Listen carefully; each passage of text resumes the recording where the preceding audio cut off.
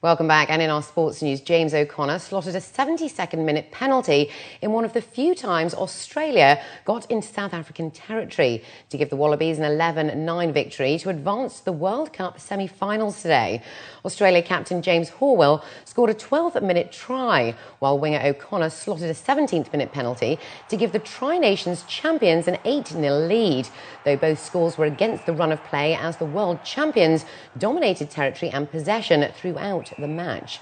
Fly half Morn Steen scored South Africa's first points in the 39th minute and added another penalty and a drop goal in the second half before O'Connor slotted his second penalty to carry the Wallabies into the last four.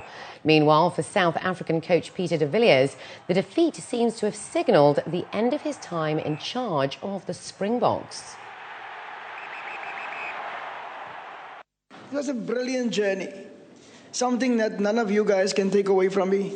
To work with people like this, people who are passionate about their country, people who always put their body on the line and try to bring hope for the poor people back at home who don't have the privilege that most of you guys have.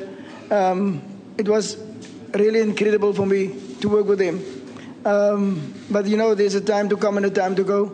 And the journey, I think, for me is also over. Not everything went our way tonight, and we put ourselves on a lot of pressure. But one thing that you can't teach and you can't train is effort and commitment from the group. And every member of our team, I think, showed a hell of a lot of both of those. So I'm very proud of the way the guys went about it, because in games like that you have to find a way to win, and that's what we did. And New Zealand took over an hour to settle, but once they did, overpowered Argentina 33-10 today to book a Rugby World Cup semi-final showdown with Australia next weekend. For more than an hour, it was only the boot of scrum half Piri Wipu who ended the game kicking 21 points, which spared New Zealand's blushes before Kieran Reid finally grabbed a try with just 13 minutes left. Brad Thorne scored a second with 3 minutes on the clock.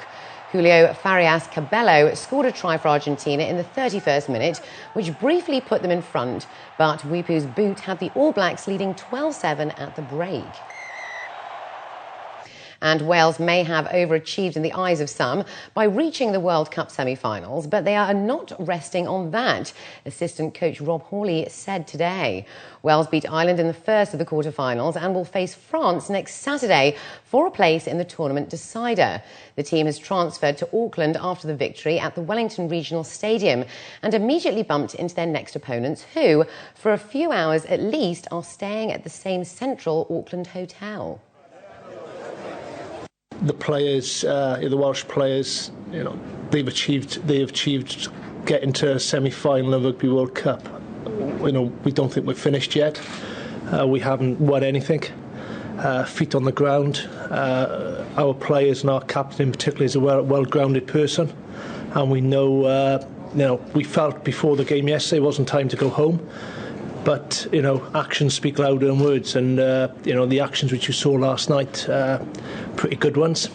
And as I say, we have to replicate those to come anywhere near France on the weekend and concentrate ourselves rather than France. Meanwhile, French coach Marc Livremont said he had been pleased to have seen the Welsh team at his own side's hotel and not at the airport, with both teams heading back to Europe. Andy Murray reduced Rafa Nadal's granite-like resistance to rubble as he beat the Spaniard 3-6, 6-2, 6-0 to capture the Japan Open today.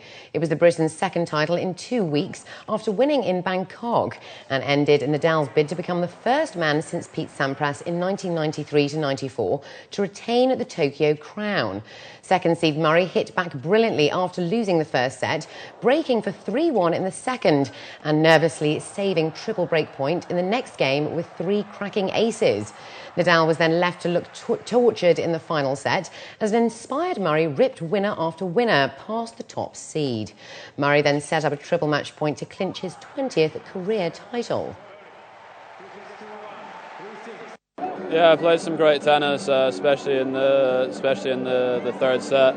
There's a lot of close games towards the end of the first set and beginning of the second, and I managed to get the momentum and didn't give him any chance after that. So I was really pleased. Well, I started the match playing fantastic, but Andy played really really unbelievable, the second and the first set. And for me I tried to find solutions, but it was really difficult now. So just congratulate him. I think he played fantastic. So happy about my tournament. Well, it's been tough for me this year, losing a lot of finals, but it's been a fantastic year anyway. So that's all. Just keep working and keep fighting every week.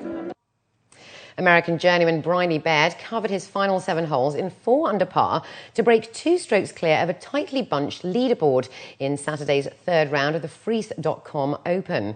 Bidding for his first PGA Tour title in his 348th start on the US circuit, the 39-year-old fired a superb 7 under 64.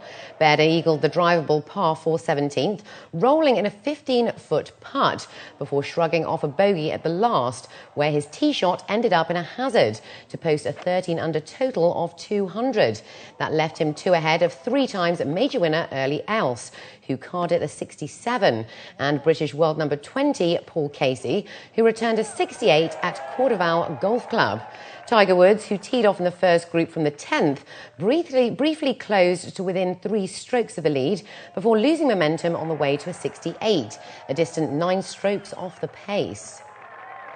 And finally this evening, Ukrainian President Viktor Yanukovych attended a ceremony to unveil Kiev's new Olympic Stadium on Saturday, which is slated to host the Euro 2012 Championship final match next year. Approximately 60,000 people turned out for the stadium's opening, which cost close to €600 million to renovate, according to media reports. The 70,000-seat stadium Ukrainian folklore-themed opening performance featured around 2,000 artists, including an appearance by Colombian pop star Shakira. Olympic Stadium was meant to be completed in June, but renovation delays pushed the opening back to October, eliciting concerns from UEFA, who threatened in April 2010 to take away Ukraine's right to host the championship match. Ukrainian President Viktor Yanukovych made an appearance at the opening ceremony, giving reassurances that Ukraine would be worthy to host the Games. The stadium will host its first game on November the 11th, when Ukraine plays Germany. John Wayne's green beret sold for nearly $180,000 at auction of the Duke's personal possessions and movie memorabilia, which raised nearly $5.3 million. The green beret, worn by the revered American actor in the 1968 war drama film The Green Berets, raised a record price for a costume hat of $179,250. Other top-selling items at the 2-day auction held in Los Angeles included the actor's eye patch from the 1969 Oscar-winning film True Grit, which sold for $47,800, and a Golden Globe Award for the film was purchased for $143,000. A cowboy hat worn by Wayne in his Western films Big Jake and The Cowboys sold for $119,500. A total of $5.3 million was raised from the auction, with dozens of items far exceeding their pre-auction estimates. A portion of the proceeds was used to fund cancer research, treatment and education by the John Wayne Cancer Foundation. And with that, let's take a look at the local and international weather forecast for tomorrow.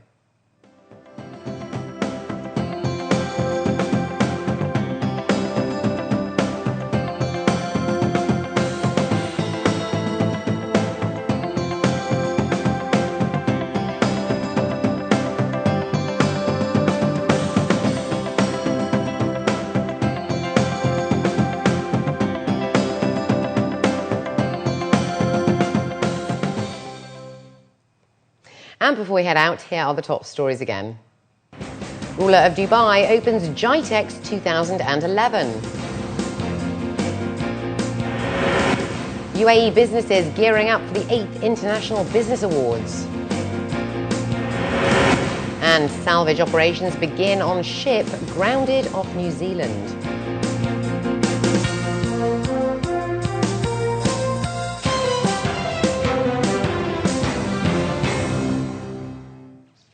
Well, that brings us to the end of the bulletin. If you'd like to get in touch with us, you can write to us at news@city7tv.com or by calling us on 04367 2230. From the entire news team, it's goodbye for now.